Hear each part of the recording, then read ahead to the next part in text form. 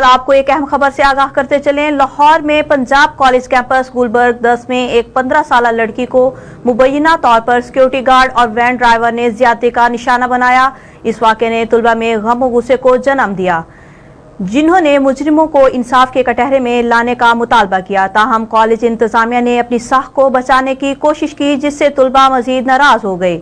Van driver ने दूसरी लड़कियों को कॉलेज छोड़ दिया, लेकिन वैन के इल्जामात पर बात करने के बहाने मुतासरा को हिरासत में ले लिया। इसके बाद उसने और सिक्योरिटी गार्ड ने मुबैना तौर पर नशे में आकर सीसीटीवी कैमरों की बगैर ब्लाइंड स्पॉट में इस पर हमला किया। बाद में इलाके के दीगर कैमरों को हटा दिया गया। मुतासरा को लाइफ केयर अस्पताल में तिबी इमदाद दी गई और बाद में इसे छुट्टी दे दी गई। बदकिस्मती से इसके वालिदैन ने मुजरिमों के खिलाफ शिकायत दर्ज करने से इनकार कर दिया है। ये बात परेशान कुन है कि पंजाब कॉलेज मुतासरा के लिए इंसाफ पर अपनी शबीह को तरजीह दे रहा है। कॉलेज को तहकीकात में मुकम्मल ताउन करना चाहिए और कानून को जिम्मेदार फरीकों को जवाबदेह ठहराने की इजाजत देनी चाहिए।